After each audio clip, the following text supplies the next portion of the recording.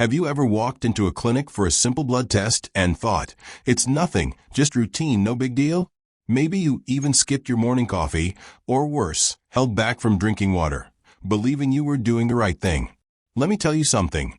Those small choices, especially after the age of 60, can quietly open the door to danger. One little mistake before a test can raise your blood pressure, thicken your blood, and in the most heartbreaking cases, trigger a stroke. I know that sounds shocking. Blood tests are supposed to be safe. They're supposed to be quick, easy, harmless. But the truth many doctors don't speak about is this.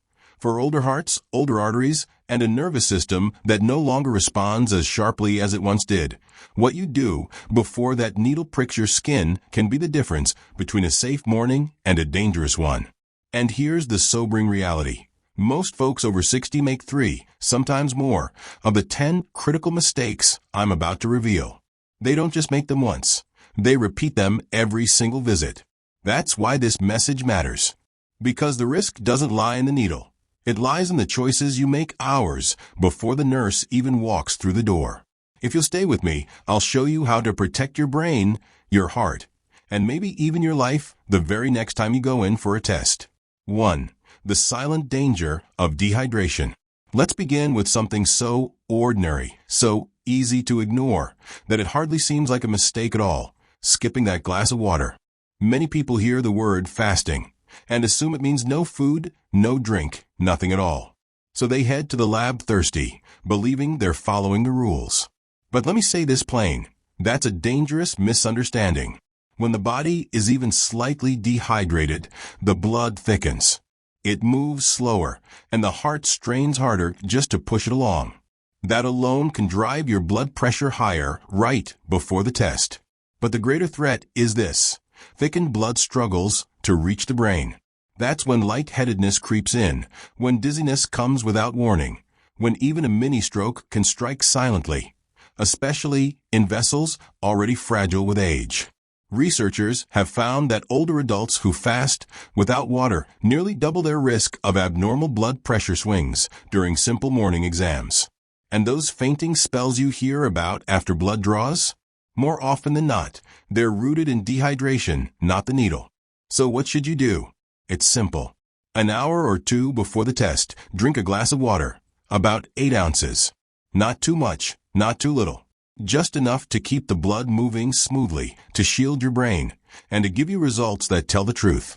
2. The hidden threat of salty dinners. Now, let's step back to the night before. Maybe you reached for a bowl of instant noodles, maybe a can of soup, maybe a handful of salty chips. You thought, it's just one meal. The test is tomorrow. What could it hurt? But here's what actually happens. That sodium-laden meal pushes your blood pressure up as you sleep. Combine that with the natural early morning rise in pressure, and you've created the perfect storm. Here's the problem. Our arteries aren't as flexible as they once were. With age, they stiffen. They lose the spring that allowed them to expand and contract. So when pressure surges, there's nowhere for it to go. That stress presses directly against the delicate vessels deep inside the brain. Studies show that older adults who load up on salt at night increase their risk of early morning strokes by over 30%. And if dehydration is in the mix, salt robs even more water from the cells, thickening blood further and knocking electrolytes off balance. The solution? Keep it simple. The evening before your test, go light on salt. Skip the packaged meals, the deli meats, the soy sauce dips. Choose home-cooked food with gentle seasoning. Your brain will thank you. Your heart will thank you. 3. Medications. Don't guess, ask. Now let's talk about pills. You've got that blood test scheduled, and you wonder, should I take my morning meds, or should I hold off? So you make a decision on your own. Maybe you skip your blood pressure pill. Maybe you pause your blood thinner. Friend, listen to me. Unless your doctor has clearly told you to hold back, don't you dare skip that dose. Why? Because missing just one pill can cause a rebound. Pressure that was steady can suddenly spike. Blood that was kept thin and safe can suddenly start to clot. And for someone over 60, that's a recipe for disaster. Research has shown that when older patients stop their medication without guidance, nearly half experience dangerous spikes during routine tests. and some needed emergency care within hours. Here's the truth. If a medication might interfere with your test, your doctor will tell you exactly what to do. Don't gamble. Don't guess. Pick up the phone. Ask the question, should I take my morning pills before the test? That one conversation could spare you from pain you never saw coming. 4. The pitfalls of overfasting. Finally, let's talk about fasting. People here fast at least 8 hours and think, if 8 is good, then 12 or 14 must be better. So they skip dinner, they skip breakfast, they show up for the test running on fumes. But the truth is this. Fasting too long doesn't just make you tired, it makes you vulnerable. Blood sugar drops too low. The brain grows foggy. The body grows unsteady. For older adults, that's more than uncomfortable, it's dangerous. Studies have shown that when seniors fast beyond 13 hours, 1 in 5 feels dizzy, weak, or even faints before or after the blood draw. These aren't rare cases. They're everyday people trying to do it right. So here's the wiser way. Unless your doctor says otherwise, 10 to 12 hours is enough. If your test is early, eat a light dinner the night before, then stop. Don't starve yourself into weakness. And yes, remember that glass of water. Caffeine, your heart's jolt before the test. Let's talk about that warm cup so many of us reach for first thing in the morning. It feels harmless, doesn't it? Comforting. Familiar. Like a hug in a cup. For years, it's been part of our routine. Before work, before errands, even before a trip to the clinic. But here's what most don't realize. That same cup doesn't just wake up your mind. It jolts your heart. Caffeine can nudge your heart rate higher, push your pressure up, and for anyone in their 60s or beyond, that surge can be enough to twist your test results. Or worse, strain vessels already worn thin by age. A review just a short time ago showed that older adults who sipped coffee within 2 hours of a test averaged a 12-point jump in systolic pressure. That's not a small shift. That's enough to fool your doctor or hide a problem that desperately needs attention. And it's not just numbers. That rush of caffeine can leave you jittery, anxious, lightheaded, all before the nurse even rolls in with a tray. Add fasting to the mix, and coffee on an empty stomach can hit like a hammer, dropping blood sugar or sending your heart racing. The truth is simple. Before a test, let the coffee wait. Protect your heart, and let your body rest steady. Exercise. Timing is everything. Now let's talk about something that sounds healthy, because it is, but only in the right time and place. Exercise. Movement. A brisk walk, some stretches, maybe even a quick workout before heading out the door. Good for the body, yes. But right before a blood test, it can work against you. Here's why. Any exercise, brisk walking, lifting, even heavy gardening, pushes the heart to beat faster. Pressure rises. Hormones flood. And while that's normal, it doesn't always settle quickly in older bodies. For someone in their 60s or beyond, a workout too close to testing can distort the numbers, confuse the results, and in some cases, even push the body too far, too fast. One study followed older adults who exercised within 2 hours of a routine blood draw. The results were startling. Big swings in blood pressure, heart rate, stress hormones.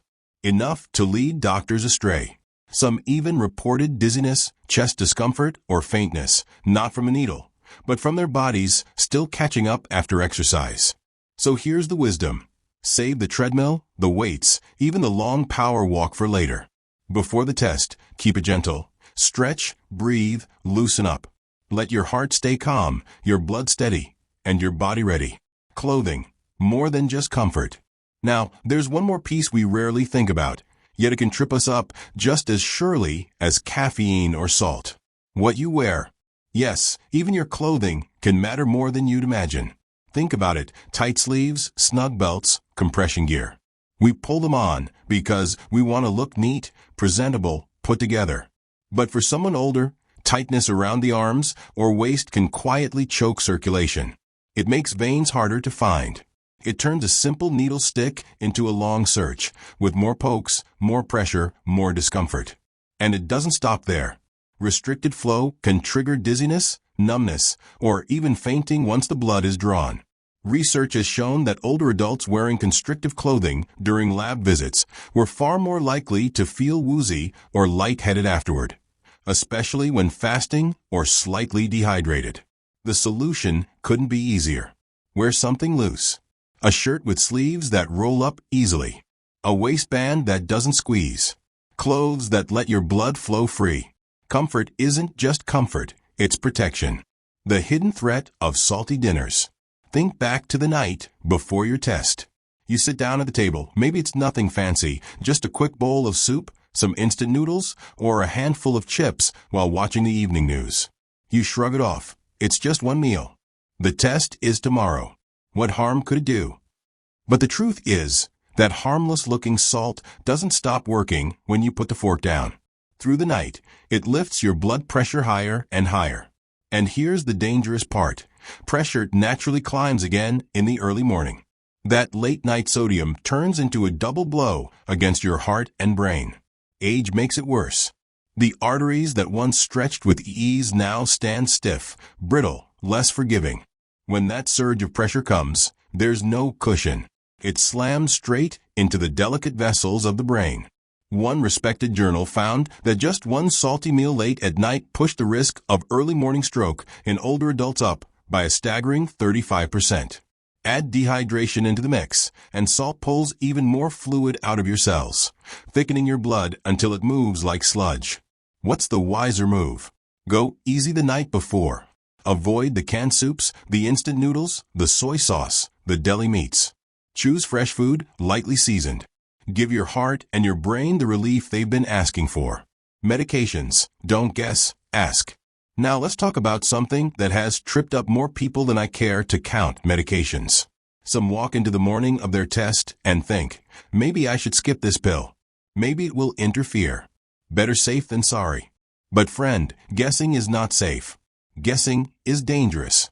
Miss one blood pressure pill, and the rebound can push your pressure into dangerous territory. Skip a blood thinner, and you might hand a waiting clot its perfect opportunity. For an older body, either one can spell disaster before the day is done. One major clinic studied this and found that seniors who stopped their antihypertensive meds without guidance had a 42% higher chance of wild, abnormal spikes during simple routine tests. And in some cases, it ended in an emergency trip to the hospital. Here's the truth. If your medication could interfere with the result, your doctor will tell you so in advance. Don't try to decide it on your own. Before your next test, ask the question out loud.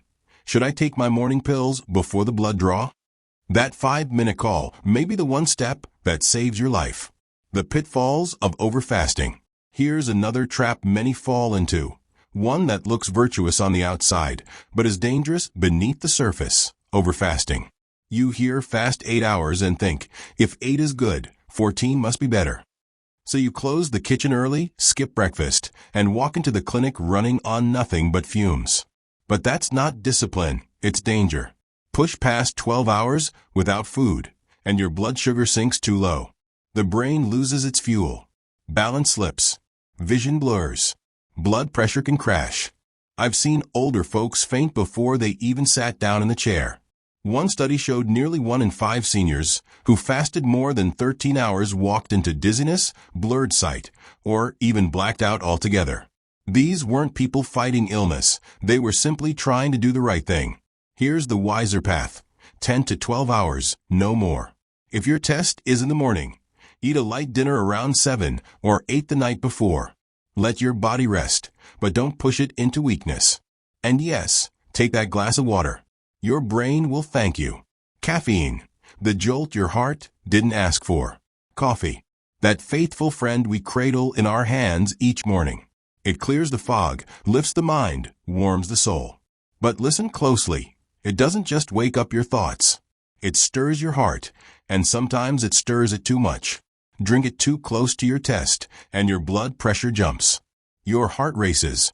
For someone over 60, that spike can twist the truth of your results. Or worse, place pressure on vessels already fragile with time. Research shows a single cup, timed wrong, can raise systolic numbers by 12 points. That's enough to make a healthy heart look sick, or hide a sick one behind numbers that don't tell the truth. And if your stomach is empty from fasting, the caffeine hits harder. Jitters, a pounding chest, even a sugar crash that leaves you weak and shaky. Better choice? Hold off. Let the mug wait until after the test. Give your heart the peace it deserves. Exercise. The clock matters. Now, don't get me wrong, movement is life. But timing matters. If your test is in the morning, skip the treadmill, the weights, even the long, brisk walk. Why? Because exercise, no matter how good it feels, pushes pressure and heart rate up. For younger bodies, the numbers settle quickly. But for those in their 60s and beyond, recovery slows. Arteries don't flex like they once did. Vessels don't rebound as easily. The result? Tests that reflect strain, not truth. A major study followed older adults who exercised within 2 hours of testing and found huge swings in pressure, heart rate, and stress hormones. Some even reported chest discomfort or dizziness, not because of the needle, but because their bodies hadn't calmed down yet. So before your test, keep it simple. Stretch. Breathe. Let the heart stay steady. Save the sweat for after. Clothing, more than just looks. This one catches most people off guard. What you wear matters. We like to look sharp for the doctor. Pull on snug sleeves, buckle the belt one notch tighter, slip into compression gear. But tightness, especially around the arms or waist, can quietly squeeze circulation. That makes it harder for the nurse to find vein. Harder means longer needle time, more pokes, more discomfort. And after the draw, poor circulation can add dizziness, numbness, even fainting, particularly if you've been fasting or you're a little dehydrated. The fix is so simple it almost feels too easy. Loose sleeves, soft waistbands, shirts you can roll without a fight. Let the blood flow free. Let your body stay calm. Comfort is more than comfort, it's safety. The power of a good night's sleep. Now let's talk about something invisible, something we often brush off until it's gone, sleep. One night of poor rest before a test can tilt the scales of your whole body, especially after 60. It's not just grogginess. Lack of sleep wakes up the body's fight or flight system. Pressure climbs. Heartbeat races. Vessels constrict. A recent study found that older adults who slept less than 5 hours before testing had far higher risks of vessel spasms during or after the draw. Add fasting, anxiety, or dry mouth, and you've built the perfect storm for dizziness, irregular rhythm, or worse. The answer is gentle. Wind down early. Step away from the glowing screens. Keep your room cool, dark, and quiet. Aim for 7 to 8 hours of rest. Let your body enter the morning with strength instead of strain. After the test, don't rush the road. The draw is finished. The sleeve comes down. You think, that's it, time to get on with my day. But hear me, one of the riskiest choices you can make is sliding straight into the driver's seat. After 10 or 12 hours without food, the body is already running low. Add fasting, a little dehydration, maybe a rough night's sleep, and your system is fragile. Sit behind the wheel, and you're inviting trouble. Blood sugar can dip suddenly. Vision can blur. Reaction time can falter. Medical reviews have shown older adults fainting or losing focus within minutes of leaving the clinic. The wiser way? Carry a small snack, something with protein and a touch of healthy carbs. Eat it right after the test. Sit for a while if you feel even slightly off. And when possible, let someone else drive you home. Don't brush off the warning signs. Finally, let's deal with the most dangerous mistake of all, ignoring the quiet signals of your own body. The test is over, you're back home, and suddenly something doesn't feel right. Maybe dizziness, maybe nausea, maybe just a strange uneasiness you can't quite name. It's tempting to shrug it off. I just need to rest. But don't. Those whispers could be the warning of something far greater. Even mild dehydration or a short dip in sugar can ripple through an aging nervous system. Sometimes it's not nothing. It's the start of a TIA, a mini-stroke. No pain, no slurred speech, no drooping face. Just a quiet wobble in your balance, a subtle fog in your mind. Too easy to dismiss.